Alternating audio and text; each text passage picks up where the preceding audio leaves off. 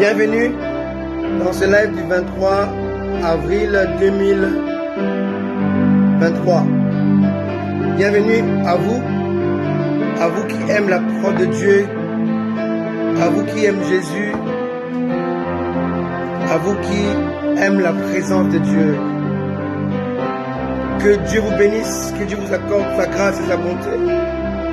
Merci pour son amour, sa bonté, sa miséricorde envers nous, ses enfants, son peuple. Il est tellement merveilleux, tellement glorieux, tellement amour, tellement redoutable. Il est digne d'être béni, glorifié, adoré, exalté. L'univers entier est confiné en lui. Il est l'alpha et l'oméga, le premier et le dernier. Il remplit les cieux et la terre. Il n'y a pas un endroit dans l'univers où quelqu'un peut lui échapper à sa présence. Il est Seigneur, il est Dieu.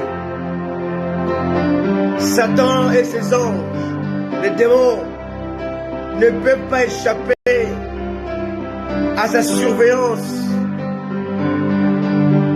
à son impact, à son jugement. Oh Seigneur, comme a dit Esaïe, où irai-je loin de ton esprit? Où irai-je? Même dans les séjours de mort, tu es là.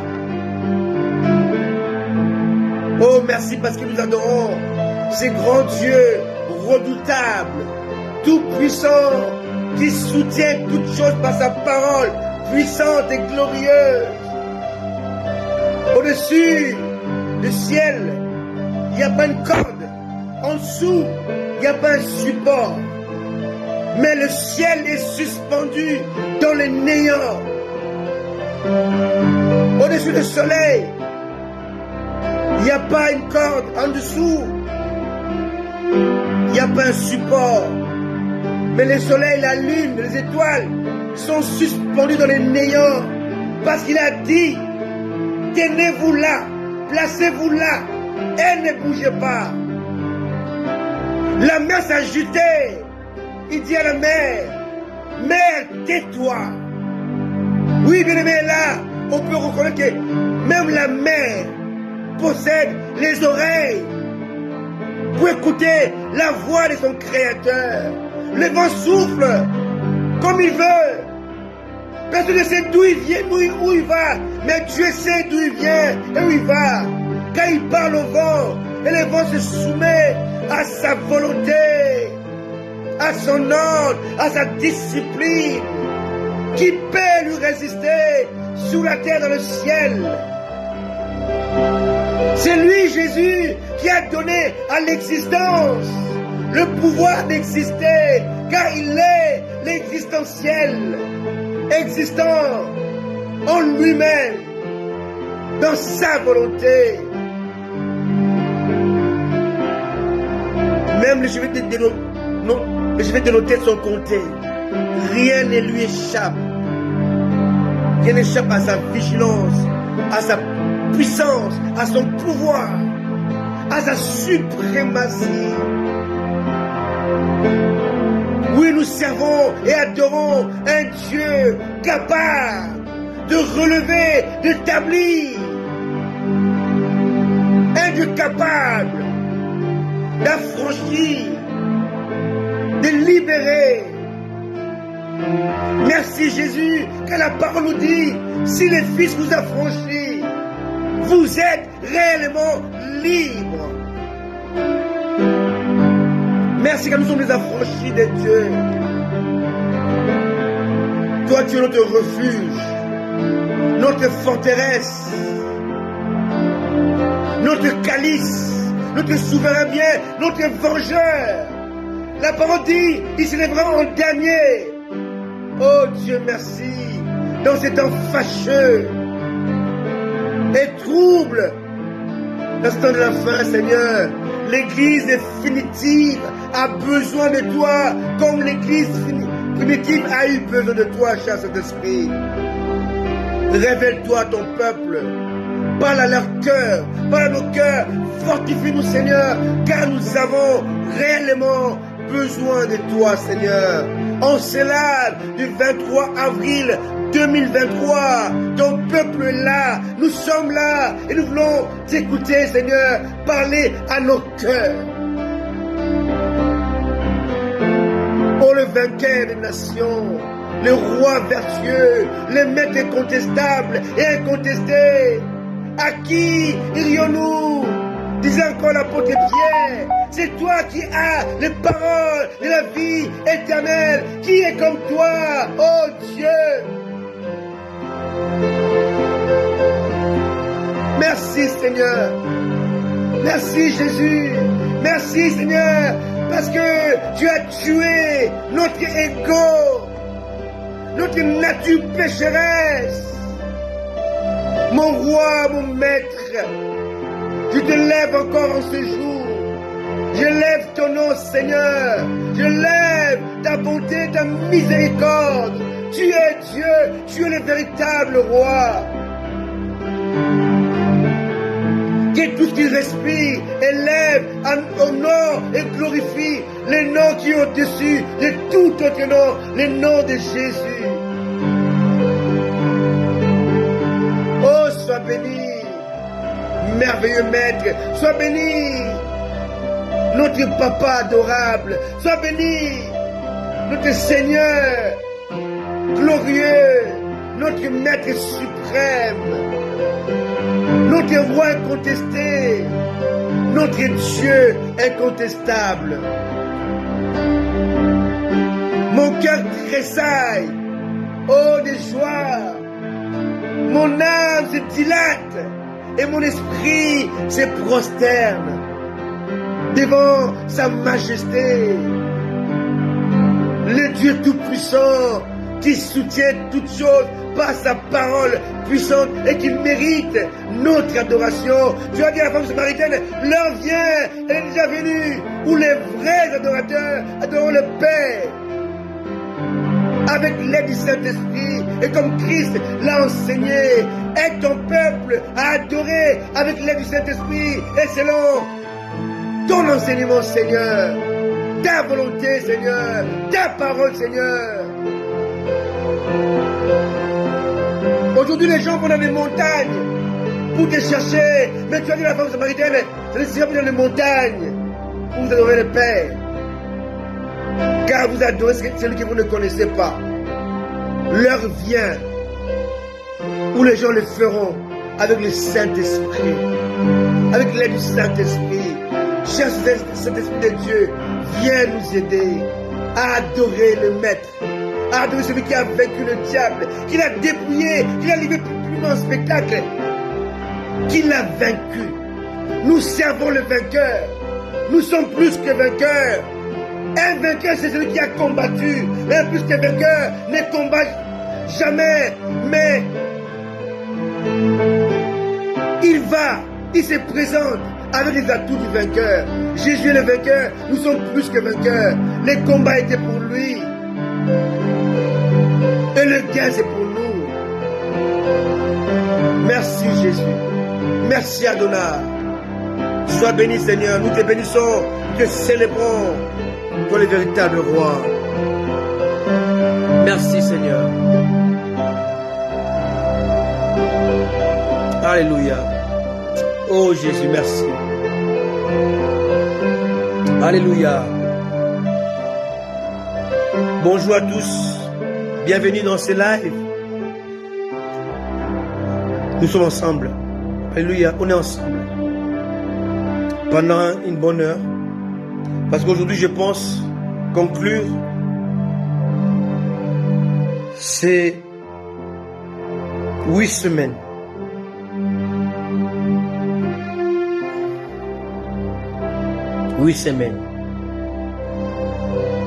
De ce message, cet enseignement que j'avais intitulé Les mystères des noms. Alléluia.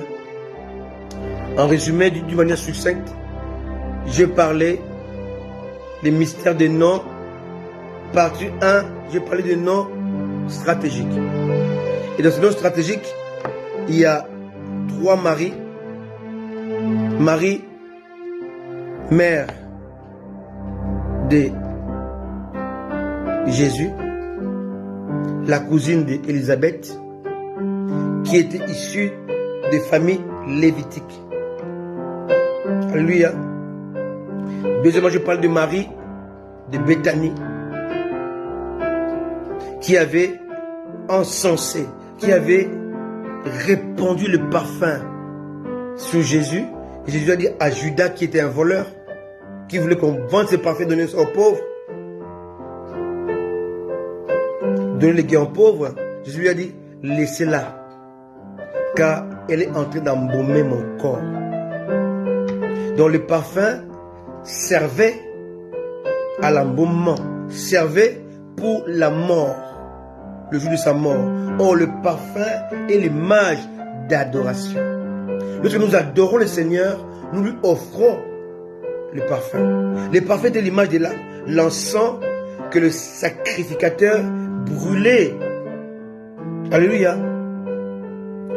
Dans la deuxième partie du tabernacle ou du temple, il y avait 2 autels. L'autel de rein qui servait à brûler les animaux, qu'on appelle les holocaustes. Alléluia. Qui est une adoration. Et après l'holocauste, nous avons des rideaux. Alléluia. Premier rideau, de première entrée, où nous avons les rideaux. Et nous avons 5 colonnes. Là, c'est le tabernacle. Les 5 colonnes symbolisent le Saint Évangile, qui donne l'accès au lieu saint. Écoutez-moi très bien. Et lorsque tu rentres dans le lieu saint, tu trouves 3 choses. Tu as en face de toi, tu as la table de pain de proposition. Et vers la gauche, tu as ce qu'on appelle les chandeliers à 7 branches qui éclairent le lieu saint. Et vers le fond, devant, encore un autre rideau de 4 colonnes, 3 colonnes, on a l'autel des parfums. Au-delà du deuxième rideau, à 4 colonnes, lorsque nous passons au-delà, nous avons les lieux très saints. Et derrière ces rideaux, il y a l'arche de l'alliance. Donc là, on voit par là que l'autel de rein symbolise un homme qui est brisé. Et juste avant d'entrer, on a la cuve de rein. L'homme qui est brisé doit continuellement vivre dans la sanctification, consécration, purification. Et quand tu passes dans le premier rideau avec 5 colonnes, donc il se confie aux hommes établis par Dieu, pour le perfectionnement des saints. Les saints ministères sont là pour perfectionner les saints. Et lorsque tu traverses le premier rideau, tu rentres dans le lieu saint, tu as 3 choses. La table, là où il faut que tu puisses te nourrir de la parole de Dieu. Tu as le chandelier d'or qui doit éclairer ta lecture, ta méditation, ton repas. Tu ne manges pas dans les noirs. Tu manges avec la lumière du Saint-Esprit qui t'éclaire. Chandelier à 7 branches. Au Hanouka, c'est un chandelier, mais à 8 branches. Ce qui fait Hanouka sont dans l'erreur. Parce que Hanouka, c'est un chandelier qui a 8 branches. Ou d'autres 9, mais pas 7. C'est un signe que cette fête ne vient pas de Dieu.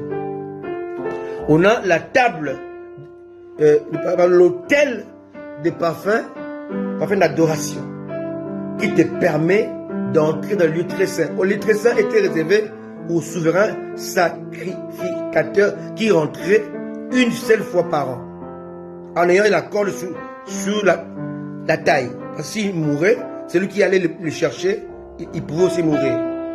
On devait seulement le tirer. Et dans le lieu très saint, il n'y a pas de lumière, il n'y a pas de chandelier, il n'y a pas d'éclairage. On est dans le noir total. Il n'y a pas une issue de lumière à l'intérieur. La Bible dit dans le livre des rois, l'Éternel Dieu a désiré habiter dans l'obscurité. Or, l'obscurité, ce n'est pas les ténèbres. L'obscurité, c'est l'absence de la lumière. Et les ténèbres, c'est la présence du mal. Satan est ténèbre, même à midi. Mais Dieu habite dans le mystère de l'obscurité. Qui me comprend? Aaron exerçait son ministère dans le lieu très saint, aveuglé. Il ne voyait rien. Il dépendait totalement du Saint-Esprit. Un jour, je viens de parler du tabernacle. Amen. Donc Marie de Béthanie était ces parfums de l'autel du parfum qui permettait au roi de pénétrer dans la souveraineté de Dieu, dans le deuxième rideau. Donc au-delà de la mort, le parfum de Marie a divinisé Jésus humain, Jésus homme. Parce que Jésus, Dieu ne peut pas mourir, parce que Dieu est immortel. Donc Marie de Béthanie a joué ce rôle de l'autel des parfums. On a vu Marie de Magdala. Marie de Magdala a joué le rôle de prédicatrice.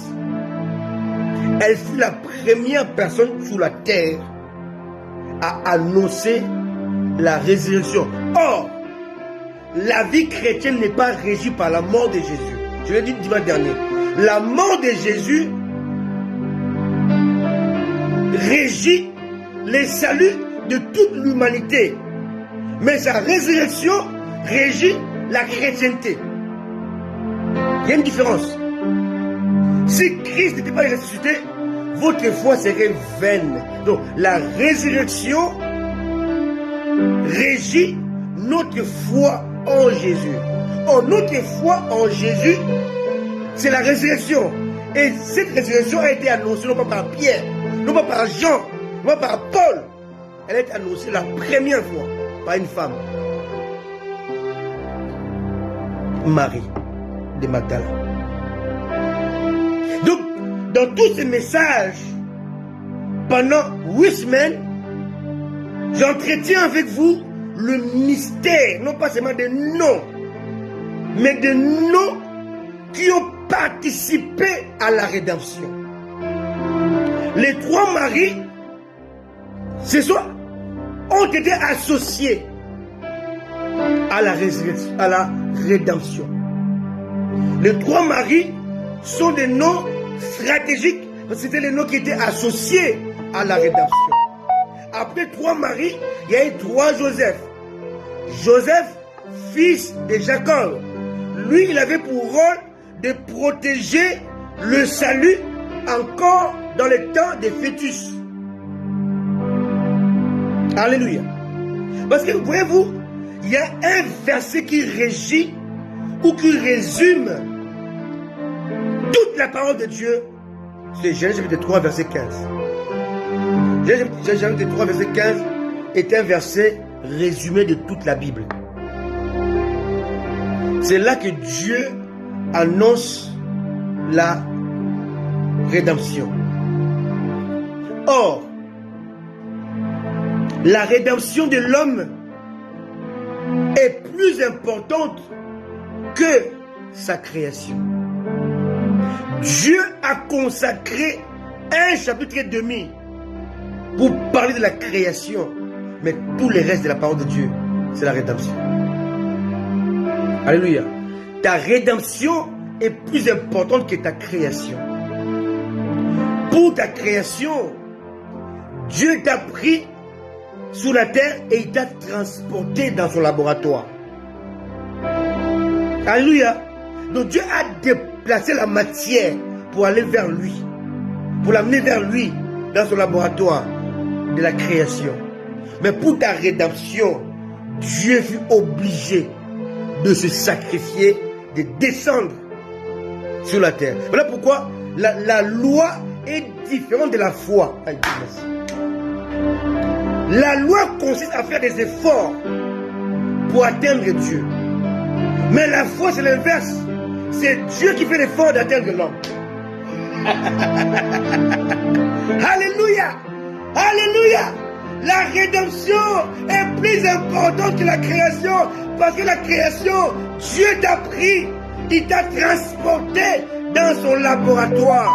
Mais pour la rédemption, Dieu s'est déplacé dans ton environnement. Il s'est incarné. Il devient homme. La rédemption, c'est un mystère où l'immortel accepte de mourir, où les dieux couronnés de gloire acceptent la couronne d'épines, où le juge suprême accepte d'être jugé par sa créature. Est-ce que quelqu'un saisit cela? Alléluia. Alléluia. Alléluia.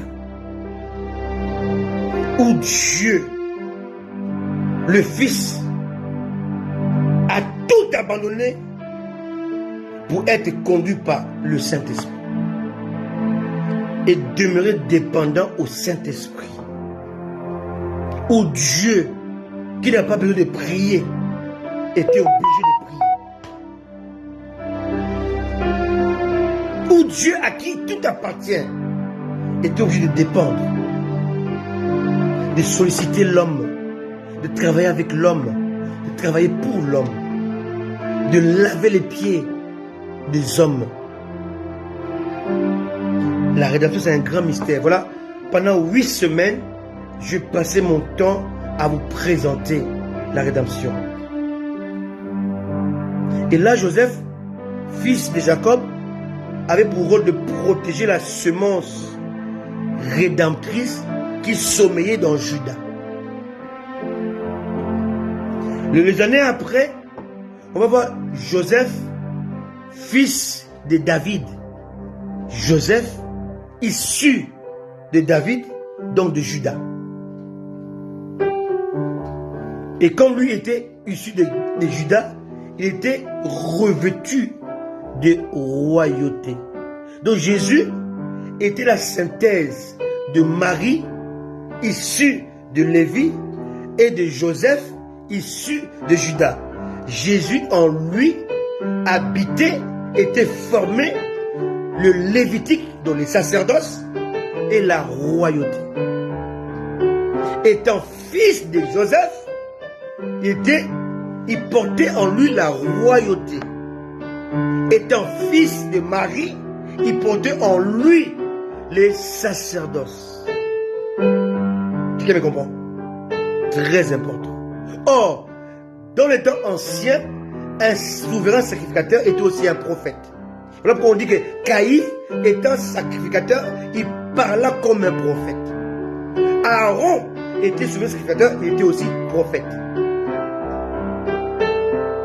Quelqu'un me comprend? Très important. David était roi, sacrificateur et prophète. Voilà pourquoi on dit Jésus, fils de David, car David fut le seul homme qui avait ces 3 missions, ces 3 manteaux. Il pouvait manger le pain des propositions comme sacrificateur sans mourir. Il pouvait parler comme un prophète et il régnait comme un roi. Jésus était non pas fils d'Abraham, non pas fils d'Isaac, non pas fils de Jacob, car Abraham, Isaac, Jacob, fils de prophètes.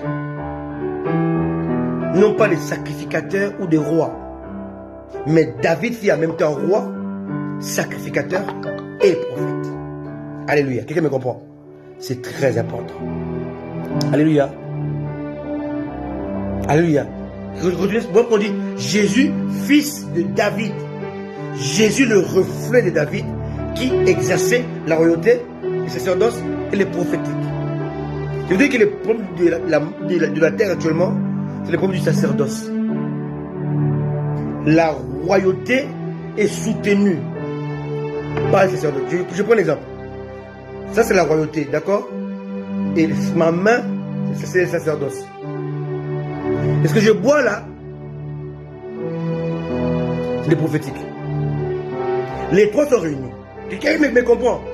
Le prophétique, le pouvoir est soutenu et maintenu par le socle du sacerdoce et le contenu de la royauté de Jésus, c'est le prophétique. Tu as besoin de l'eau qui est Jésus, il est l'eau de vie. Mais le support de cette eau, c'est la royauté. Non, le contenu de cette eau, c'est la royauté.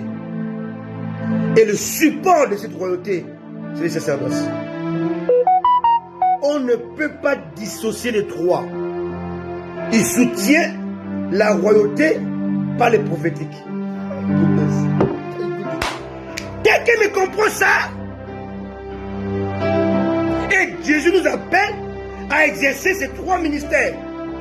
Pas prophète du ministère, mais prophète d'identité. Voilà pourquoi les chrétiens se perdent. Dieu ne fait jamais rien sans révéler son secret ou ses secrets à ses serviteurs, les prophètes. Là, il n'est pas question de prophète du ministère. Il est question de prophète d'identité. Car nous tous, nous sommes rois, même les femmes. Même pas des reines. Reine n'est pas biblique. C'est roi qui est biblique. Et Paul dit dans la Galate que ceux qui croient en Jésus sont fils de Dieu. Étant fils de Dieu, tu as le manteau de roi. De roi sacrificateur. Quelqu'un me comprend? Maintenant, lorsque tu parles, tu exerces le prophétique. Quelqu'un me comprend? Donc là, il y a eu Joseph, fils de David, le l'époux de Marie, qui a joué le rôle de protéger la vision ou la rédemption. Il l'a amené en Égypte, jusqu'à la mort du roi Hérode. Et on a un troisième Joseph qu'on a vu dimanche dernier, et 2 semaines avant aussi, Joseph d'Arimathie. Lui, il avait pour rôle de protéger les rédempteurs qui devront accomplir la rédemption le jour du repos de Dieu, dans le samedi. Et pour ce faire, il devait veiller à transporter ce corps inerte du Rédempteur dans le creux de la terre, là où se trouvaient les morts qui étaient morts avant Jésus. Et ce rôle-là, il fut le seul à le jouer. C'était avec Nicodème, bien entendu, mais c'est lui qui est parti voir Pilate, pas Nicodème. Mais quand il a fini, quand Pilate lui a donné le feu vert, il a pris avec lui Nicodème. Ils sont allés ensevelir le roi afin qu'il accomplisse sa mission qui consistait à délivrer les morts enchaînés par la mort, le péché et la loi. Quelqu'un me comprend? Paul dit si bien. La force du péché, c'est la loi. C'est la loi qui rend le péché puissant. Alléluia. On ne peut pas détruire le péché sans abroger la loi. Ça, il faut abroger la loi pour que le péché perde son pouvoir.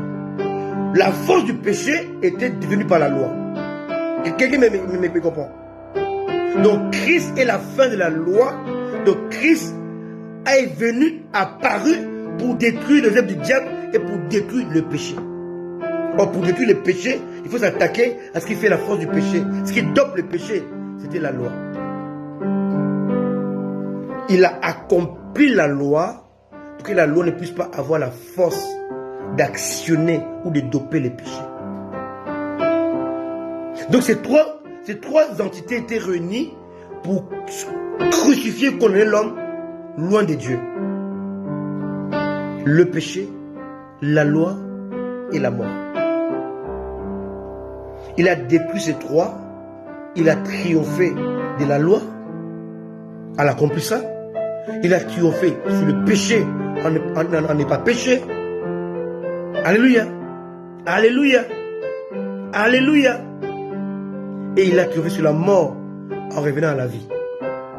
Jésus, il a accompli ces trois missions Parce que Satan exerce son pouvoir sur l'homme en manipulant ces trois aspects. La mort, la loi et le péché. Selon la loi, le salaire du péché, c'est la mort. Donc, la loi, le péché, la mort. Et il va détruire ces trois entités qui maintenaient l'homme esclave et éloigné, séparé d'avec Dieu. Lisez Romains, je le vois ça. Sans la loi, il n'y a pas de péché. C'est la loi qui amène la connaissance du péché. Quelqu'un me comprend? Il est Christ qui est venu pour mettre fin à la loi et afin de vaincre le péché et de vaincre la mort. Ô mort, où est ton aiguillon? Aujourd'hui, le 23 avril 2023, si tu meurs, tu passes de la mort à la vie. Parce que la mort a perdu son pouvoir à cause de la rédemption. Bon, Joseph, fils de David, est venu pour justement régler cette chose-là, mais aussi Joseph d'Arimathée est venu pour amener Jésus-Christ, l'introduire dans l'ordre de la mort pour rencontrer le saint et les délivrer de ces trois choses. De la mort, du péché et de la loi. Maintenant, sa mission s'est arrêtée là. Jésus maintenant est ressuscité. Maintenant, Jésus maintenant va chercher les noms déterminants qu'ils vont voir aujourd'hui. Les noms déterminants, ce sont les gens qui ont joué le rôle maintenant de vulgariser la rédemption. Quelqu'un me comprend? Maintenant, nous sommes dans les noms déterminants qu'on appelle les noms de Simon. Je répète encore, il y a eu 3 noms que j'ai prêchés pendant 8 semaines. Le nom stratégique, 3 Marie, Marie, mère de Jésus, Marie de Béthanie, Marie de Magdala. On a le nom prophétique, 3 Joseph, Joseph fils de Jacob, Joseph fils de David, l'époux de Marie, et Joseph d'Arimathée. Aujourd'hui, je parle de noms déterminants, des noms qui ont joué leur rôle pour annoncer ou bien vulgariser la rédemption. Amen. Je crois que j'ai fait une résumé assez succincte et très importante. Alléluia. Amen. Alors aujourd'hui, on va voir Simon. Dieu suscita Simon-Pierre pour la gestion des clés du royaume de Dieu. Matthieu 16, 13 à 19. Pierre a révélé que Jésus était le Christ, donc le Rédempteur.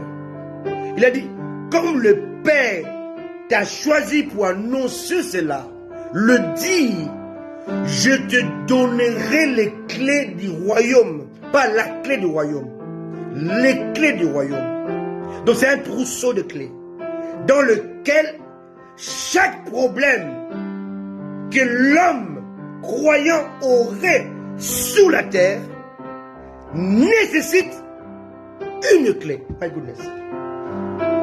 La délivrance fait partie du salut.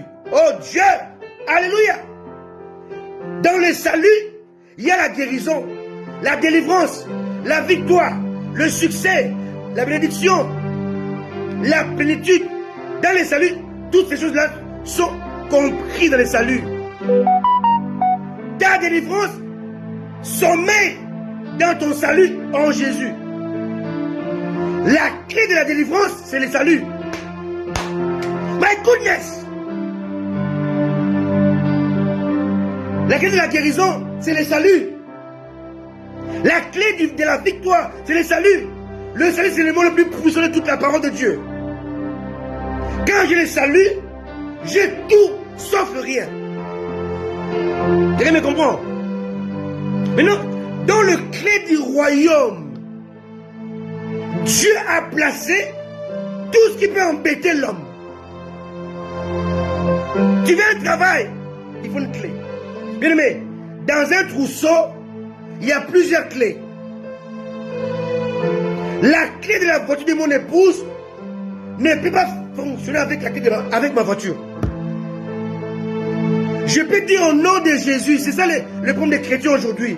Ils croient que le nom de Jésus marche tout le temps. Non. Le nom de Jésus marche avec la clé appropriée. Hey! Jesus! Quelqu'un me comprend? Si je n'ai pas la bonne clé, je peux pas crier au nom de Jésus. Rien ne se fera. Pas parce que Dieu n'est pas puissant, non. Pas parce que la clé qui doit être combinée avec le nom de Jésus n'est pas la bonne. Alléluia. Alléluia. Oh Église, tu comprends ces choses. Simon-Pierre a reçu les clés du royaume. Car dans la rédemption, on a besoin de Simon. Nous sommes des Simon qui possédons les clés du royaume, les clés qui ouvrent là où l'homme a fermé, qui ouvrent là où Satan a verrouillé. La clé de chaque problème est dans ta main. Alléluia. Quelqu'un me comprend? La clé du succès est dans ta main. Bien-aimé, j'étais en France, quelque part, pour m'établir. Dieu m'a donné la citoyenneté française. C'est par la parole de Dieu le dit. Là où fout la plante de pied, je te le donne. Je me suis déplacé de la France. Là où je suis, Dieu m'a établi avec quelque chose de à vie. On appelle ça un livre. Et si je veux la citoyenneté britannique ou canadienne, je l'aurai. Pas parce que je prie beaucoup, parce que Dieu me l'a promis. Je ne vais pas prier par rapport à ça. Comme je l'ai dit dimanche dernier, mes enfants ne me suivent pas pour manger. Elles doivent se servir. Parce que ce sont 3 filles. Apprends à te servir dans la promesse de ton Père. Arrête d'aller dans la montagne pour prier. Jésus a banni cela. Au Congo, les gens vont le mangengenge. Vous ici là, vous perdez votre temps et vous dépensez votre sueur pour rien. Parce que Jésus l'a dit. Ce sera plus pour cette montagne. Les prières des montagnes sont terminées. Sont bannis. Alléluia. Même dans vos assemblées là, ce n'est pas un lieu de guérison. L'homme de la personne de Bethesda n'est pas été guéri à l'église. Non. Il a été guéri là où il était. Alléluia. Alléluia. Dans la nouvelle alliance, l'environnement n'existe plus. Dieu a détruit cela. L'homme de Bethesda a été guéri là où il souffrait, là où il était couché pendant 38 ans. Parce que dans la nouvelle alliance, dans la nouvelle dispensation, ce n'est pas toi qui vas vers Dieu, c'est Dieu qui vient vers toi. Alléluia. L'église, ce n'est pas aller dans une église, c'est aller à Jésus. Attendez que Jésus vienne. Car dans la loi, l'homme fait un effort pour aller vers Dieu. Il fait des ablutions, des sacrifices pour atteindre Dieu. Mais dans la nouvelle alliance, dans la grâce, c'est Dieu qui fait l'effort de t'atteindre, de te conquérir. Oh mon Dieu! Oh mon Dieu! Ton peuple souffre parce qu'il n'a pas la connaissance. Ouvre ton cœur, invite-le. Car tu es dans la dispensation dans laquelle c'est Dieu qui fait l'effort.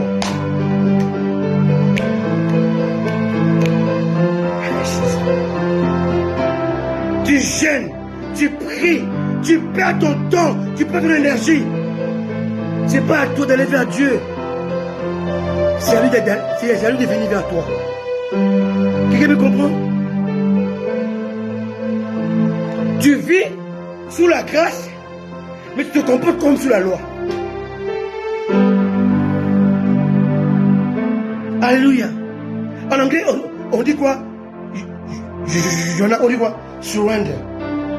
La vie chrétienne, dans la nouvelle alliance, la nouvelle dispensation, c'est la vie de surrender. Je m'abandonne, je me laisse conduire, diriger. Alléluia. Pour enseigner, bien aimé, c'est fini de prier de 2 heures, 3 heures. C'est terminé. Chaque effort fourni pour servir Dieu est rejeté par Dieu. Dans la nouvelle alliance, dans la nouvelle dispensation, tout effort accompli pour l'homme annule l'œuvre accomplie par Jésus. That's it. Chaque fois que tu fais des efforts pour atteindre un but, sache que tu annules l'œuvre de la croix. Tout ce que tu dois faire dans la nouvelle alliance, nouvelle dispensation, dans la disons des grâces, tout ce que tu dois faire, c'est de l'accepter, de l'inviter, c'est de te soumettre. C'est tout. Tu n'as pas besoin de prier, de jeûner pour obtenir. Tu as déjà cela. Tu as besoin de connaître pour obtenir.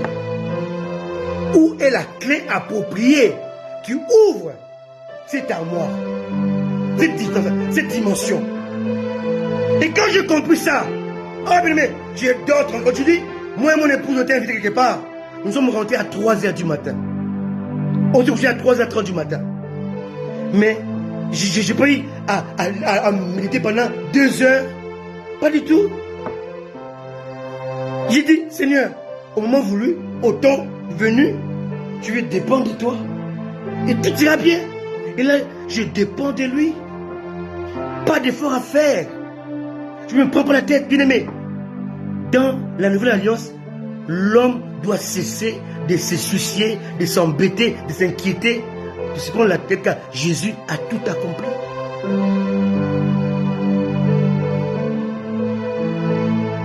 Vous savez, il y a eu une des pasteurs congolais qui sont allés aux États-Unis. Ils étaient avec les pasteurs américains dans une conférence. Maintenant, on voit les pasteurs congolais dans les jeûnes et prières. Et puis les pasteurs américains disaient, mais attends, tu vas pas manger aujourd'hui? Non, je ne mange pas. Bon, tu prends pas les cafés le matin, mais au moins à midi tu vas manger. Il dit non. Il dit, les soirs tu vas manger. Oh non. Il dit, et pendant combien de temps tu vas faire ça? Il dit, pendant 3 jours. Les pasteurs américains disent, pourquoi? Toi tu peux faire ce que Jésus a fait. Alléluia. Et quand chaque pasteur passait pour prêcher, les pasteurs congolais, ils étaient perméables. Ils n'avaient rien à donner. Parce qu'ils ont cru qu'ils pouvaient convaincre Dieu ou corrompre Dieu par leur jeûne et prière. Non. Les Américains n'étaient pas plus forts qu'eux. Non. Parce qu'ils avaient compris ce qu'ils n'avaient pas compris. La rédemption, elle est suffisante. Elle est suffisante, pardon. Il y a tout sauf rien. Et quand tu as compris ça, que tu as tout en Jésus, tu ne vas pas t'inquiéter. Amen. Au moment venu, à l'heure H, Dieu le fera. Il dit, ne vous inquiétez pas parce que vous allez dire qu'à l'heure même, je vous dirai ce que vous allez dire.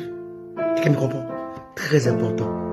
Je ne dis pas qu'il ne faut pas faire d'efforts, mais le prix que tu dois payer, Jésus l'a déjà payé. Tout ce que tu dois faire, c'est crucifier la chair. Comment dit l'apôtre Paul?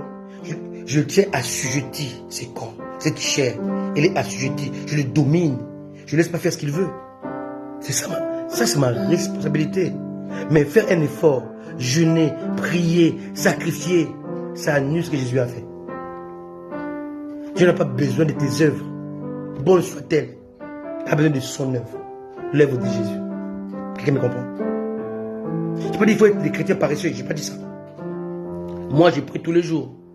Je médite la parole de Dieu tous les jours. Tous les jours, je suis dans l'âme du Seigneur. Je me consacre. Mais je n'ai pas pour but de faire ce que je fais pour être puissant. Car la puissance, c'est un ordre. Le psaume me dit, ton Dieu ordonne que tu sois puissant. De la puissance, ce n'est pas par mes efforts, c'est un ordre de Dieu. Je suis puissant parce que Jésus-Christ a vaincu. En fait, je ne suis pas un vainqueur. Je ne vais jamais vaincre. Moi, je suis un plus que vainqueur. Il y a une différence entre un vainqueur et un plus que vainqueur. Un vainqueur est celui qui combat.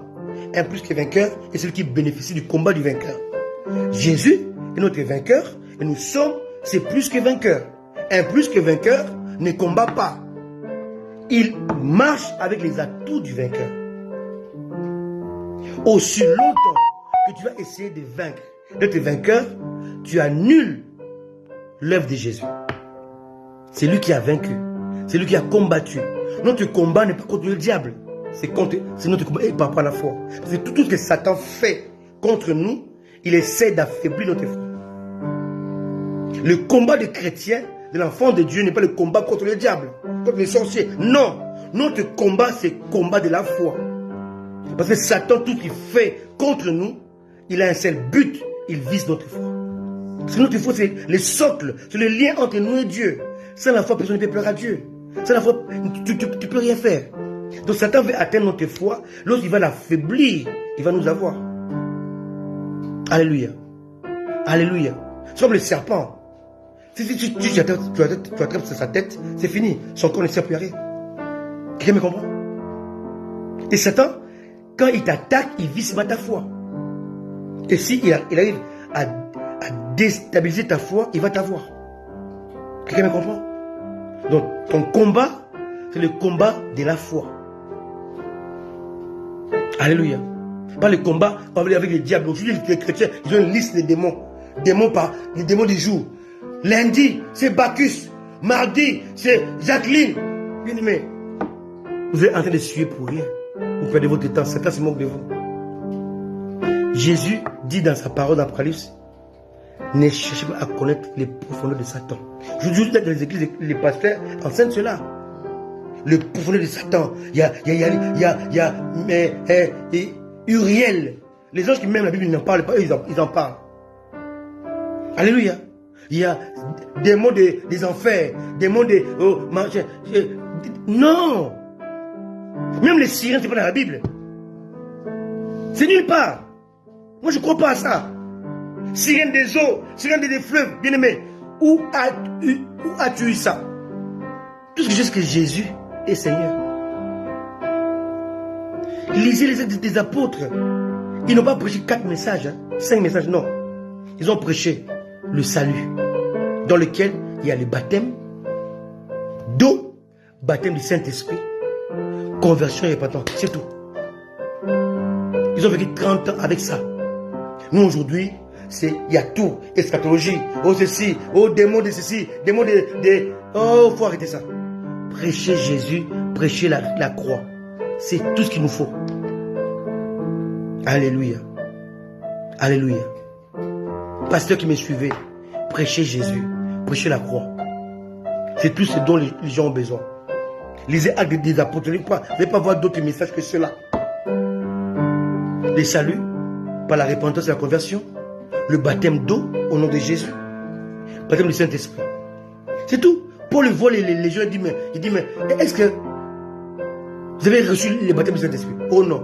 Après, il voit que le problème n'était pas autre chose que le baptême d'eau. Donc on dit que le baptême du Saint-Esprit est la conséquence du baptême d'eau. Après il dit, de quel baptême avez-vous été baptisé? Baptême des gens. Oh non, le baptême des gens n'ouvre pas la porte du Saint-Esprit, mais ferme la porte du Saint-Esprit. Amen. Et quand ils ont été baptisés au nom de Jésus, il y avait la voix au Saint-Esprit. Et inversement, lorsque Corneille était baptisé du Saint-Esprit avant le baptême d'eau, la Bible dit que Pierre a ordonné le baptême d'eau. Quand tu es baptisé du Saint-Esprit avant le baptême d'eau devient obligatoire. Devient un ordre. Essayez de faire des corrélations, comprendre la parole de Dieu, bien-aimé. Hein? Quand un prophète dit, aujourd'hui je vais prophétiser, c'est satanique. La prophétie est actionnée par le Saint-Esprit. C'est pas l'Esprit de Dieu que les hommes de Dieu ont prophétisé. Si un homme de Dieu vient, aujourd'hui je vais prophétiser, n'allez pas. C'est pas Dieu. Parce qu'il ne peut pas prévoir la prophétie. Il y en a même des hommes qui disent, aujourd'hui il y aura 150 prophéties. C'est un charlatan. Il ne peut pas le savoir en avance. Amen. N'allez pas. C'est pas un homme de Dieu. Alléluia. Alléluia. Et puis la prophétie doit faire 3 choses. Si dans ces 3 choses-là, vous ne retrouvez pas Dieu, ce n'est pas une prophétie. La prophétie doit édifier,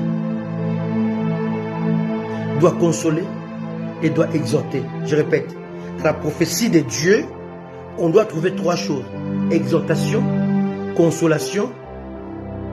Je dis quoi encore?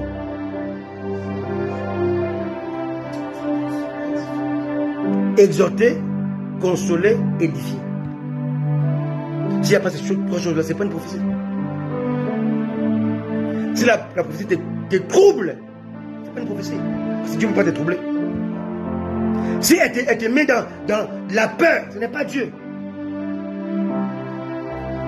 Dieu n'est pas là pour te mettre dans la peur, dans l'angoisse.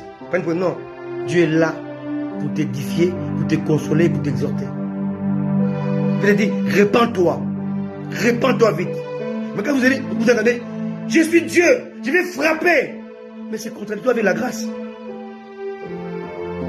La grâce est là justement pour que Dieu ne frappe pas. Dieu use de patience à cause de la grâce. Quand vous dites, Dieu m'a dit qu'il va frapper, ce n'est pas Dieu. Ce n'est pas Dieu. C'est contre la parole de Dieu. Maintenant, je disais que Pierre a reçu le clé du royaume.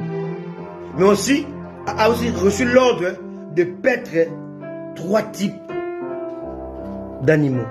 3 types. Jean 21, verset 15 à 17, dit Simon, fils de Jonas, m'aimes-tu plus que ceci?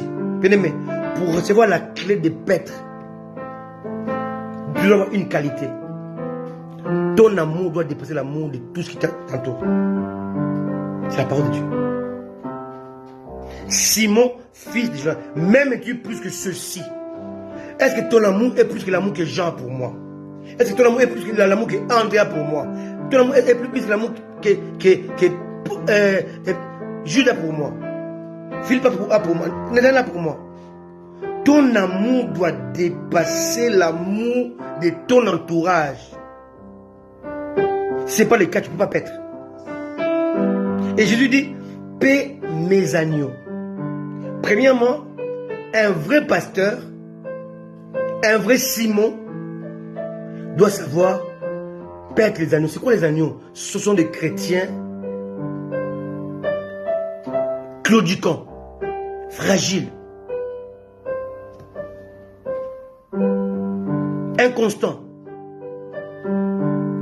Quelqu'un me comprend? Des chrétiens qui te prennent la tête. Ce sont des agneaux, donc des bébés spirituels. Il faut avoir autant d'amour pour pouvoir le porter sur ton cou, le supporter, les encadrer. Tu as la clé pour ça, tu as le cœur pour ça. Ne l'oublie pas. M'aimes-tu? C'est tout ce que je t'aime. Jean 21, 15 à 17. Je t'aime, tu sais toutes choses, tu sais que je t'aime. Paie mes brebis. Les brebis, ce sont des agneaux qui ont grandi, qui ont cheminé dans les enseignements des apôtres, qui ont grandi par la foi, qui ont été exigeants de la consécration, exigeants dans la sainteté, dans la piété. Et une fois ils ont cheminé avec Dieu, ils deviennent des brebis. Quelqu'un me comprend? Très important. Sur la manière, il faut les encadrer et les discipliner pour les amener vers le maître et conduire vers le maître. Et ton devoir en tant que Simon, tu as la clé pour le conduire et ouvrir la porte vers le pâturage dans lequel le maître est là. Quelqu'un me comprend? Troisième catégorie de brebis, il va dire, m'aimes-tu? Pierre devient triste. Lorsque tu travailles dans la tristesse, sache que tu es entouré d'autres brebis qui sont pour la deuxième catégorie, la troisième catégorie. Le brebis qui t'apporte des troubles, des troubles. Ce sont des chrétiens qui sont dans l'église, dans le christianisme, mais qui tombent facilement dans les péchés. Ils sont facilement dans les péchés répétitifs. Il est là, il sert Dieu, mais il tombe facilement dans le sexe.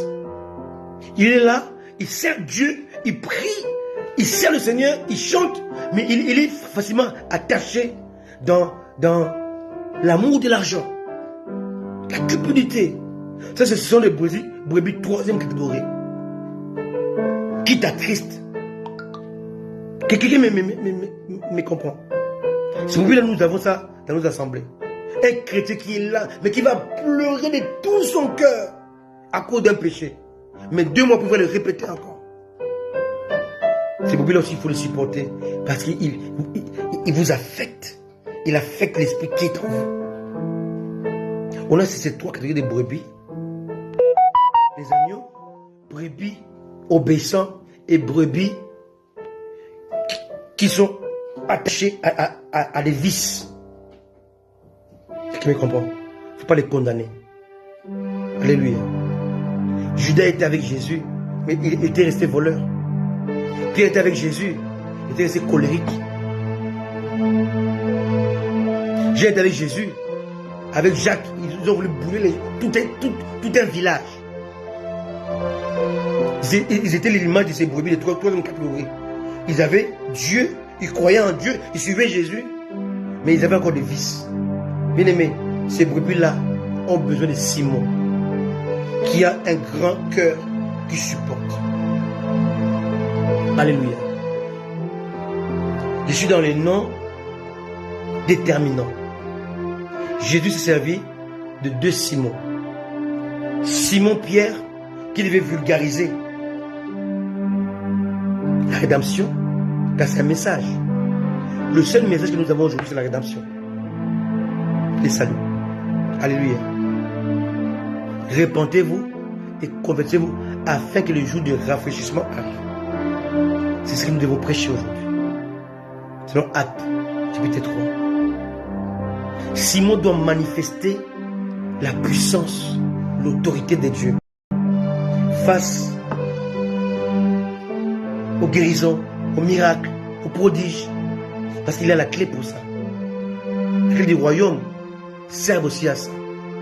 À démontrer au monde la puissance de Jésus. La puissance du Saint-Esprit. C'est la clé aussi qui est dans le trousseau de clé du royaume. Alléluia. La démonstration. Acte 3. Ils étaient avec Jean. Les 2 ont dit au paradis, regarde-nous. Mais c'est Pierre qui a parlé. Quand vous travaillez à 2 dans la mission, vous devez savoir qui a le pouvoir de parler. L'ordre de parler. Ne parlez pas en même temps. C'est vrai, pour les Barnabas, pour les Silas, quand ils parlaient, on savait qui devait parler. C'est toujours Paul qui parlait. Alléluia. C'est pas parce que c'est toi qui parles que tu es plus puissant que l'autre. Non. C'est l'ordre que Dieu a établi. Quelqu'un me comprend? J'ai été avec Pierre, mais c'est Pierre qui parlait. Parce que c'était le temps de l'église puissante. Mais Jean était dans le temps de l'église glorieuse. Quand Pierre est mort, Jean a vu la gloire de Dieu dans l'Apocalypse. Donc chacun avait sa saison, son époque, sa dimension, son don. Il ne se battait pas parce qu'ils étaient complémentaires. Pierre avait les clés que Jean n'avait pas. Vous me comprenez? C'est très simple. Ne vous battez pas. Je ne vais pas devenir comme Christian. Tu n'es pas Christian. Moi, je fais ma part. Toi, tu fais ta part. Amen. Donc, Pierre a joué un rôle après un autre Simon. Il y a eu un autre Simon qui a joué le rôle avant Pierre. Alors, Jésus était conduit à la croix. On est dans Luc chapitre 23, verset 26. Je n'ai pas le temps de lire pour ne pas perdre de temps. Luc 23, 26. Jésus-Christ transportait la croix. À un moment, avant d'atteindre Golgotha, le lieu du crâne, parce que, en fait, tout ce que l'homme a sur la terre, c'est pas dans le crâne. Quelqu'un me comprend? Le cerveau est dans le crâne. Quelqu'un me comprend? La réflexion, le planning, la fixation, la perception, c'est dans le crâne. Jésus est mort sous le crâne pour purifier le crâne de l'homme, dans lequel est le siège de la pensée, le siège de la réflexion, le siège du projet, le siège de la vision. Parce que dans le crâne, il y a tout. Il y a la vue, il y a l'ouïe, il y a l'odorat, il y a les goûts, il y a les touchés. On a les 5 sens dans les crânes. Donc l'homme, son problème, sa problématique, c'est les crânes en fait. Ta vision a un problème. Ta perception a un problème à cause du crâne. C'est celui qui a les oreilles pour entendre. Tu entends à cause du crâne. Oh, c'est par le crâne que Dieu passe pour atteindre le cœur. Le cœur. Le cœur parle. La bouche parle par la profondeur du cœur. D'accord? Donc le cœur commande la bouche. Mais la bouche, le cœur est influencé par les oreilles. Donc le crâne est relié au cœur. L'homme parle par rapport au cœur, à ce qui est rempli dans le cœur. L'homme parle, c'est pour du cœur que la bouche parle. Mais c'est les oreilles qui affectent le cœur. Alléluia. La parole que le cœur répète vient de ce qui rentre dans les oreilles. Donc, le crâne va affecter le cœur et le cœur va affecter la bouche. Or, l'homme est suivi non pas par ce qu'il entend, mais par ce qu'il dit. Or, si on ne fait pas la combinaison entre le crâne et le cœur, on n'a pas encore compris les choses de Dieu. Je suis influencé par rapport à ce que je dis, mais je dis par rapport à mon cœur. Mais mon cœur est rempli par rapport à mes oreilles, à mon entendement. L'entendement va affecter le cœur va affecter la bouche, et la bouche va suivre le cœur. Qui me comprend? Donc il devait purifier les crânes pour que les crânes puissent affecter positivement le cœur qui doit s'exprimer. Or la déclaration vient de la bouche, mais la bouche est influencée par le cœur. Je déclare, parce que mon cœur est purifié. Je déclare la parole qui était retenue dans mon cerveau, mais qui a influencé mon cœur.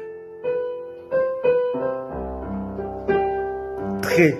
Le chose de Dieu ne se fait pas avec le cerveau, avec le cœur. Qui me comprend? On a ici l'aptitude, mais là-dedans on a l'attitude. L'attitude dont Dieu réclame, c'est tout dans le cœur. Mais l'aptitude, c'est le cerveau. Or, beaucoup veulent planifier les choses de Dieu par rapport au cerveau. Non, il faut le faire par rapport au cœur. Là, c'est l'attitude. Mais là, c'est l'aptitude. On veut atteindre l'attitude. On a besoin non pas de l'aptitude, mais de l'attitude. Ton attitude va déterminer ton altitude. Ton envol dépend non pas de ta tête, mais de ton cœur.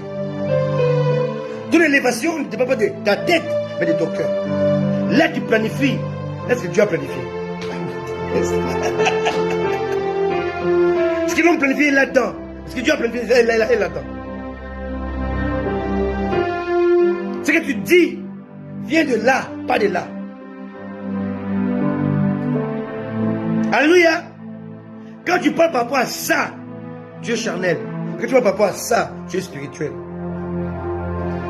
Si ta bouche est influencée par rapport à ton cerveau, tu es un scientifique. Mais si ta bouche est influencée par le cœur, tu es un adorateur.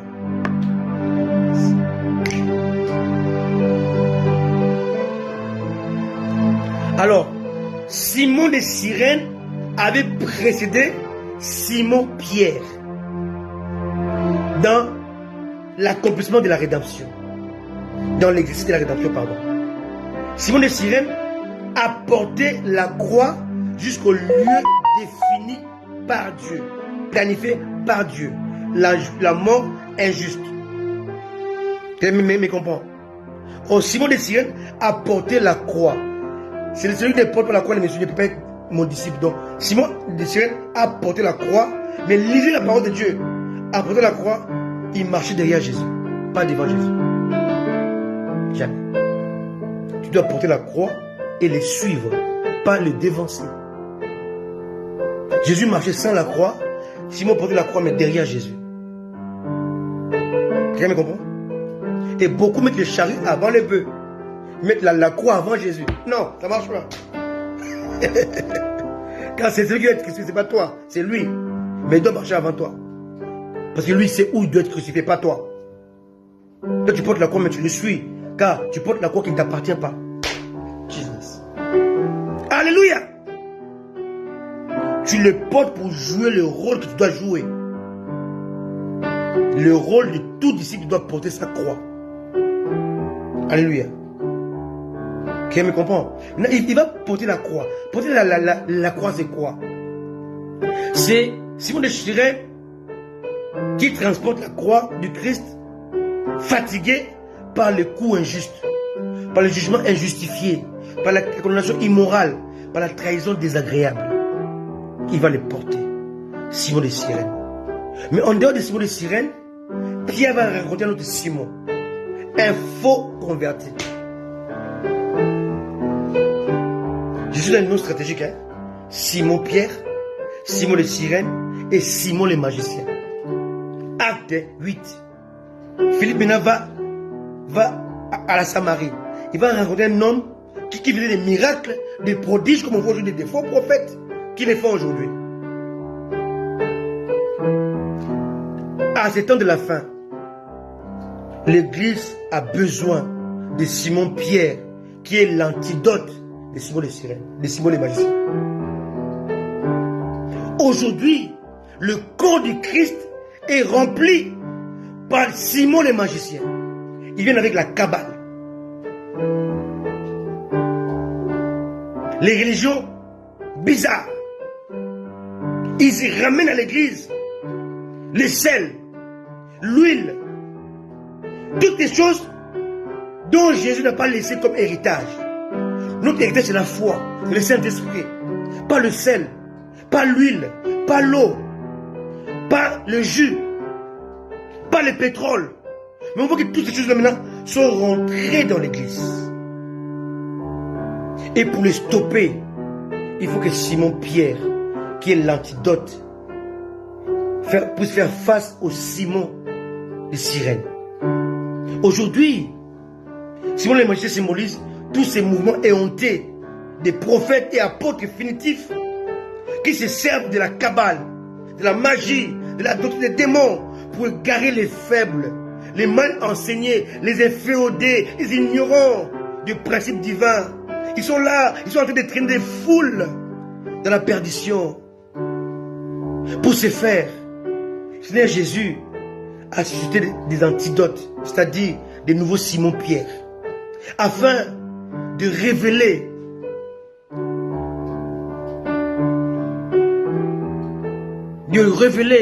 l'arbre qui cache la forêt, la supercherie, le poteau rose, la doctrine des démons prônée en secret par les Simon le magicien. Simon le magicien avait dupé Philippe. Il s'est fait baptiser. Il suivait Philippe. Il était obéissant à Philippe. Mais face à Simon Pierre, il a été démasqué. Seul Simon peut démasquer Simon. Alléluia! Yes! Je dis, c'est Simon qui tient les clés du royaume peut démasquer Simon qui a les clés de l'enfer.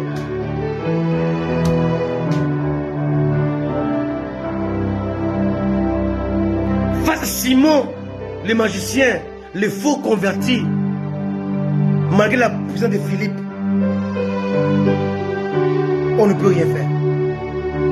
Dans vos assemblées, dans nos assemblées, nous avons des Philippe, des hommes puissants qui pouvaient toute la ville et qui amènent tout le monde à la repentance.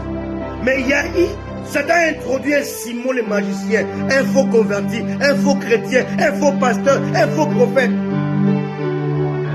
qui est dans l'obéissance. Mais le temps est arrivé où Dieu va envoyer son antidote. Simon, Pierre, Simon, le porteur de la clé du royaume. Et lui, il peut le détecter.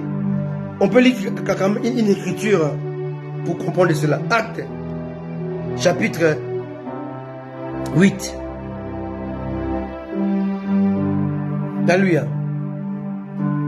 Philippe étant rendu, acte 8, verset 5. Philippe étant rendu dans le village de Samarie, il prêcha le Christ. Les foules tout entières étaient attentives à ce que disait Philippe. Lorsqu'elle a pris et vu les miracles qu'il faisait. 7. Acte 8, 7.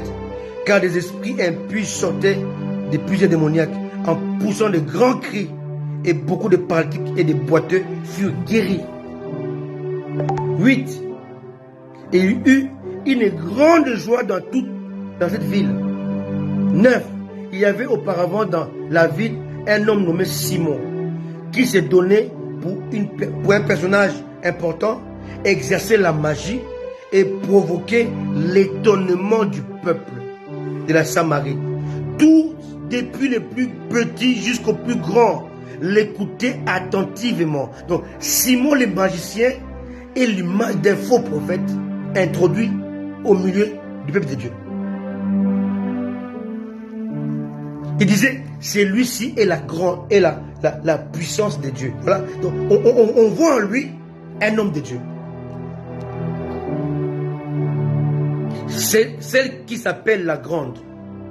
Ce prophète est tellement puissant, il rappelle les passages des gens. Oui, attention, il est peut-être Simon le magicien.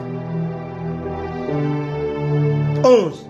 Il écoutait attentivement parce qu'ils avaient longtemps étonné par des actes de magie. Mais aujourd'hui à l'église, il y a les Simon les magiciens qui exercent la magie et qu'on appelle que cela vient de Dieu. On dit que cela vient de Dieu, mais ça ne vient pas de Dieu. D'accord? Parce qu'ils étaient étonnés par des actes de magie. 12. Mais quand ils eurent cru à Philippe, qu'il leur annonçait la bonne nouvelle, bien dit, Philippe annonce la bonne nouvelle, lui il faisait les miracles. Et on voit l'importance de la bonne nouvelle. La bonne nouvelle du royaume de Dieu et du nom de Jésus, hommes et femmes se firent baptiser. Simon n'a pas mis les gens au baptême. Il n'a pas mis les gens aux conversions. Il a démontré une puissance qui étonnait et qui attirait la foule. Bien aimé, tout ce que vous voyez aujourd'hui qui attire la foule, mais qui nous ouvre la porte au salut, il vient de Dieu. C'est simple. C'est simple. Alléluia. Ce que je prêche ici, je ne fais autre chose qu'annoncer la bonne nouvelle. Et partout, je suis invité. Alléluia. C'est la différence entre Simon le magicien. Lui, il veut étonner, il veut épater. Mais Simon, ici Philippe, il fait qu'annoncer la bonne nouvelle de Jésus-Christ. C'est tout. D'accord? Verset 13. Simon lui-même crut, et après avoir été baptisé, il ne quittait plus Philippe. Il voyait avec étonnement Philippe. Il voyait avec étonnement les miracles et les grands prodiges qu'il opérait. Donc Philippe, il fait des choses très importantes, plus que Simon qui étonnait les gens. D'abord, la bonne nouvelle avait précédé les miracles. D'abord, le salut. D'abord, la rédemption. Le miracle, c'est après. Vient couronner cela. Or, Simon, c'est d'abord le miracle pour attirer la foule. Très important, comme dit les docteurs partout. Très important. On ne peut pas vulgariser les miracles, les prophéties avant la bonne nouvelle. Non. 14. Les apôtres qui étaient à Jérusalem, ayant appris que la Samarie avait reçu la parole de Dieu, il envoyait Pierre et Jean. Pourquoi on envoie Pierre et Jean alors qu'il y avait déjà la bonne nouvelle qui était reçue? Pierre devait encadrer 3 types de brebis. Les agneaux, le brebis et les brebis galeuses. Donc, à chaque fois que la nouvelle était annoncée, les gens venaient à Jésus, il fallait les encadrer, voir quels étaient les agneaux, quels étaient les brebis qui marchaient avec le Seigneur, quelles étaient les brebis galeuses qui claudiquaient, qui tâtonnaient, qui étaient encore retenues dans certaines choses. Quelqu'un me comprend? Ici, on dit que Simon, le magicien, était converti. Il a été baptisé. Il suivait Philippe. Alléluia. Alléluia. C'est très important. Donc, c'était Philippe avec l'ordre. Ce que Philippe faisait, il ne pouvait pas le faire comme Pierre, qui possédait les clés du royaume. Il ne pouvait pas le faire comme Jean, qui avait la révélation de la gloire du royaume. Voyez-vous, Jésus-Christ allait toujours avec 3 disciples. Jacques, Pierre et Jean. C'était le comme vous voulez, Pierre, Jean, Jacques. Après la mort de Jésus, il y a eu la mort de Jacques. Jacques est l'image de l'église persécutée. Après la mort de Jacques, on va voir Pierre élevé une dimension terrible. Pierre est l'image de l'église puissante, efficace. Après la mort de Pierre, il y a eu Jean qui va voir Jésus-Christ dans l'Apocalypse. Jean est l'image de l'église glorieuse. On a l'église persécutée, l'église puissante et l'église glorieuse. Le 3 accompagnait Jésus-Christ dans l'intimité. Donc, c'était comme Jésus était avec son épouse, qui était composée de Jacques, Pierre et Jean. Quelqu'un peut comprendre? Lorsqu'il y a une révélation, il prie seulement Pierre, Jean et Jacques. Il prie seulement Pierre, Jean et Jacques. À chaque fois, chez la fille de Jairus, il prie Pierre, Jean et Jacques. Pierre, Jean et Jacques. Pour la transfiguration, il prie Pierre, Jean et Jacques. Quand il priait à Gethsemane, il a dit les autres, attendez-nous, il monte avec Pierre, Jean et Jacques. Pierre, Jean et Jacques furent l'image de l'épouse qui accompagne l'époux dans l'intimité. Et quand l'époux est monté au ciel, l'épouse qui est restée avec l'image de Pierre, Jean et Jacques s'est manifestée. On a guillotiné Jacques, l'épouse doit passer par la tribulation, par la persécution, par l'épreuve. Après avoir guillotiné Jacques, on va voir Pierre va être tellement puissant. La persécution est l'introduction de la puissance. Tu ne peux pas être puissant sans passer par l'épreuve de l'aiguisement. L'épreuve de l'aiguisement, c'est la mort de Jacques. La mort de Jacques introduit Pierre. La mort de Pierre introduit Jean. Jean n'a pas écrit l'Apocalypse avant la mort de Pierre. Pas. Il fallait que Pierre s'écarte. Meurt, que Jean sorte. Dieu est dans la discipline. Pierre est devenu puissant après la mort de Jacques. La persécution précède la puissance. Et la gloire est précédée par la puissance. La gloire vient après la puissance. Tu ne peux pas voir la gloire de Dieu si tu n'as pas manifesté la puissance de Dieu. Ce sont des chambres, des antichambres. Comprenez cela. Vous allez comprendre pourquoi il prenait Pierre, Jean, Jacques à chaque fois. Parce que tout ça, ça cache une révélation. Qui me comprend? L'église est en train de traverser l'époque de Jacques, la persécution. Après cette phase, il y aura maintenant la vraie puissance de la prédication. Ce n'est pas le réveil, c'est l'éveil. Le réveil a provoqué la mort de Jacques.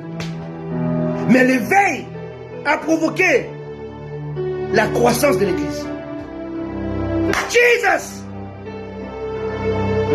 Le réveil a provoqué la mort de Jacques. Mais l'éveil a provoqué les âmes des âmes. Et la gloire prépare l'église à l'enlèvement. J'en vis ravi. Mais après la mort de Pierre, rien de l'église va faire fi de la puissance pour se concentrer à la gloire. La gloire arrive. Il est temps que l'église fasse fi à la puissance et de regarder vers le rémunérateur dans le ciel.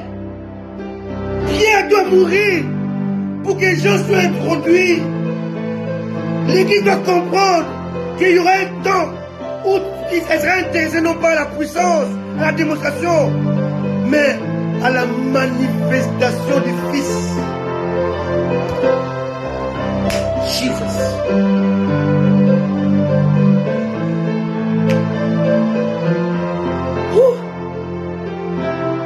Wow, Jesus.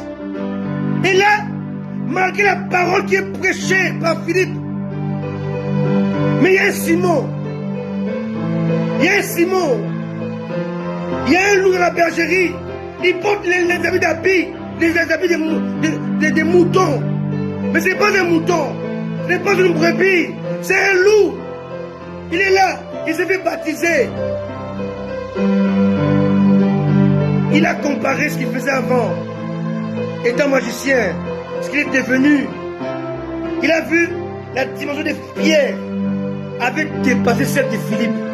My goodness. Pourquoi? Parce que Pierre n'était pas seulement disciple, pas seulement apôtre, mais il avait les clés. Hey! Il avait les clés. Le temps est arrivé où ceux qui ont les clés du royaume vont se manifester au milieu de vous et vous allez voir la différence avec vos Philippe. My goodness! Alléluia!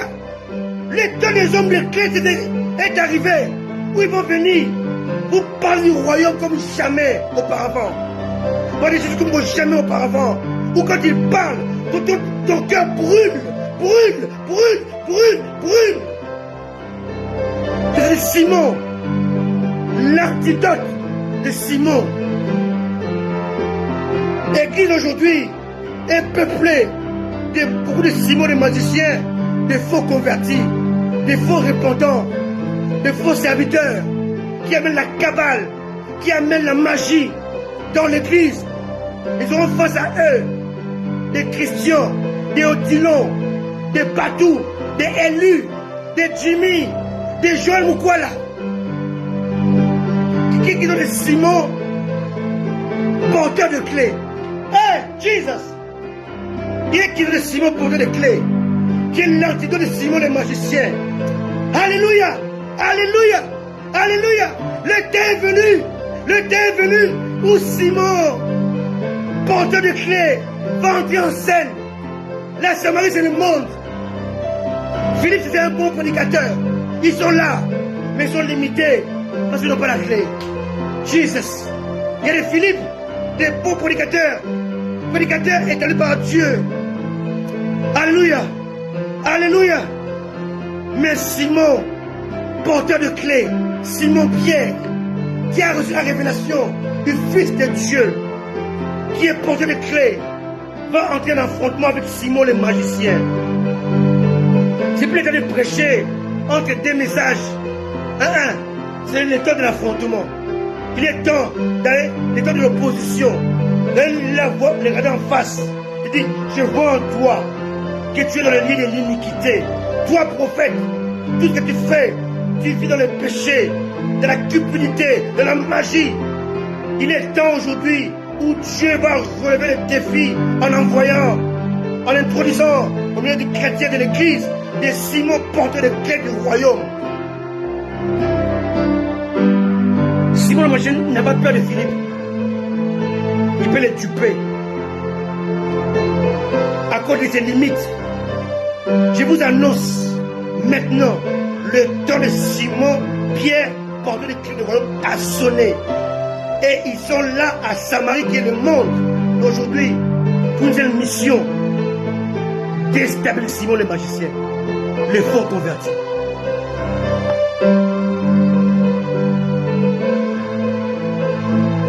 C'est ça mon docteur, pas tout. Simon, porteur de clés du royaume, doit se lever pour démasquer Simon le magicien qui est dans l'église, qui fait semblant d'être un vrai chrétien, mais qui ne s'est pas repenti, qui ne s'est pas converti, qui est baptisé certes, mais sans conversion. Il a compris que Satan l'avait trompé. Il veut faire comme Pierre.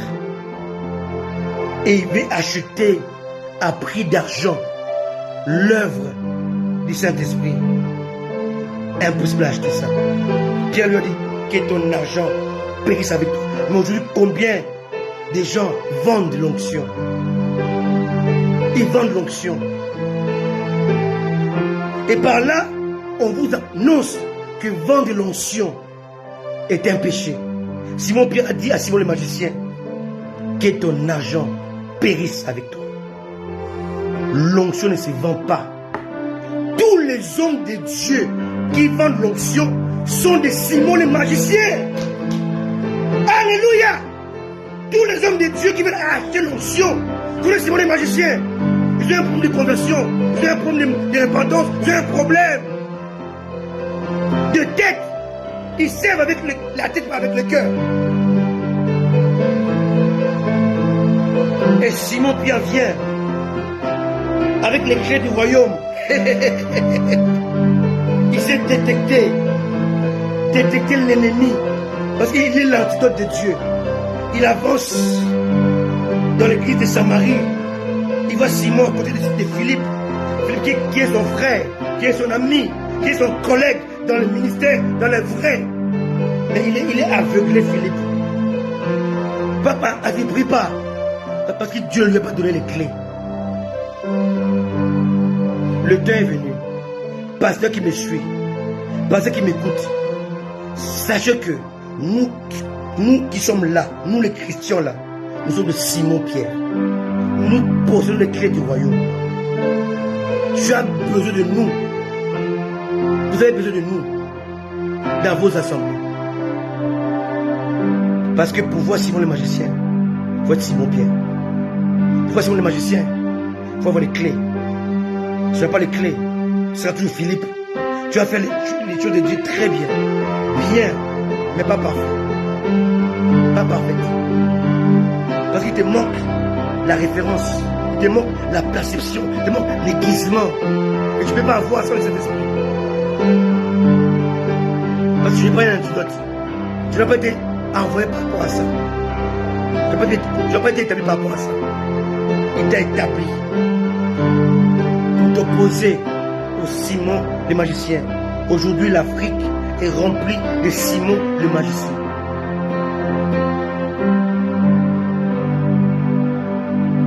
Mais Dieu est en train de susciter des Simons porteurs de clés pour mettre fin à leur ministère, mettre fin à leur mission, mettre fin à leur hypocrisie, mettre fin à leur mensonge, à leur poteau rose. L'état est venu. Église, réveille-toi. Simon de Cyrène a porté la croix. Simon Pierre a reçu la clé. C'était le mystère de nom, suite et fin. Soyez bénis, soyez comblés, soyez encouragés, soyez conséquents avec Dieu. Jésus revient bientôt.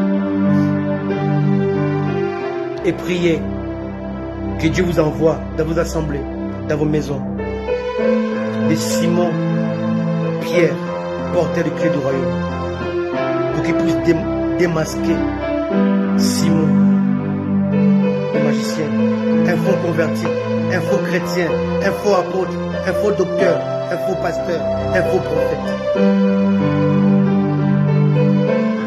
Malgré son baptême, malgré sa soumission, malgré son obéissance, son cœur est rempli de haine, son cœur est rempli de vantardisme. Il veut être, il veut pas se soumettre.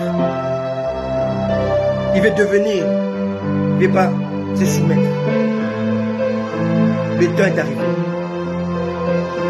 Pour moi qui vous parle, Dieu va m'envoyer dans les nations comme Simon, porteur de clés. D'ailleurs, je m'appelle aussi Pételo. Donc je m'appelle aussi Pierre. Pierre fait partie de mon nom de naissance. Pételo. Je ne suis pas extraordinaire. J'ai seulement reçu la grâce. Je suis victime de la grâce de Dieu. De connaître ces choses. D'avoir ces choses par Dieu lui-même. D'être élu parmi tous comme étant ce Simon, Pierre, porteur de clés. Soyez bénis, soyez comblés. Permettez-moi de prier pour vous. Père de gloire, Père de bonté, merci pour ta parole. Le temps est venu, Seigneur, que tu puisses susciter le vrai Simon, porteur de clés du royaume, les envoyer partout où Simon le magicien est camouflé comme un vrai chrétien, un vrai apôtre, un vrai prophète, un vrai père, mais qui est là pour détruire. Père, je te prie de dépêcher, d'envoyer des Simon porteurs de clés du royaume pour démasquer les Simon les magiciens qui s'y cachent. Fais le Seigneur contre ton nom. Bénis ceux-là qui ont suivi ce live. Et bénis le Père éternel pour qu'ils puissent encore le mettre en pratique. Parce que tu reviens bientôt. Je te prie, Père, au nom de Jésus. Amen. Si tu es là, Jésus qui n'est pas encore ton Seigneur, invite-le. Tu vas répéter après mon nom. Invite-le toi-même. Seigneur, viens dans mon cœur. Entre dans mon cœur. Conduis ma vie. Dirige ma vie. Sers-toi de moi. Fais-le. Il le fera. Le Saint-Esprit vient dans mon cœur. Conduis-moi. Il le fera. Reçois-le. Accepte-le. Marche avec lui. Obéis à ce qu'il dit. Obéis à ses prérogatives. Et tu verras qu'il sera utile pour le royaume. Soyez conséquents. Soyez fidèles à Dieu. Fuyez les péchés. Dominez la chair. Marchez avec cet esprit. Que la parole de Dieu soit toujours votre arme, votre boussole. Marchez avec ça. Tout ce que je vous ai prêché, vérifiez dedans. C'est elles. Et s'ils ne sont pas, jetez tout ce que je vous ai dit à la poubelle. Votre maître, votre guide, votre Seigneur, votre Sauveur, c'est Jésus-Christ. Pas un homme. Accrochez-vous à lui et à lui seul. Et croyez en lui. Laissez-vous conduire par le Saint-Esprit. Soyez bénis là où vous êtes. Je vous aime de tout mon cœur. Sois béni, oh toi, prophète Joël. Sois béni, toi, docteur Patou, Ilumbe. Sois béni, toi, prophète Jimmy. Docteur Patou et prophète Jimmy depuis le Canada. Prophète Joël depuis Goma. Sois béni à toi, ma très chère Annie, grâce, ma très chère Gerline, maman Henriette, soyez béni, soyez béni, docteur Odilon, depuis la Côte d'Ivoire. Soyez béni, ma très chère élue, et ma très chère bien-aimée Solange, et mon très cher Freddy Lundu, depuis l'Allemagne. On était avec l'Allemagne, le Canada, la France, la Belgique, la RDC, et d'autres pays encore. Je vous aime. Moi et mon épouse élue, nous serons toujours là pour vous apporter la parole de Dieu non mixée et pure. Soyez bénis. Au nom de Jésus. Docteur Odilon depuis Abidjan soit béni. Maman Henriette soit bénie. Prophète Joël depuis la Goma soit béni. Nous vous aimons. Docteur Patou depuis le Canada, soyez bénis tous. Nous vous aimons au nom de Jésus. Amen. À très bientôt. Dimanche prochain, nous allons parler du feu étranger. Ne manquez pas ce message. Le feu étranger à l'église. Soyez bénis. À dimanche prochain. En attendant, accrochez-vous à Jésus. Si Jésus ne revient pas avant dimanche, on va se voir dimanche. Mais s'il revient avant, on se voit dans les airs. À très bientôt. Ciao. Bye bye.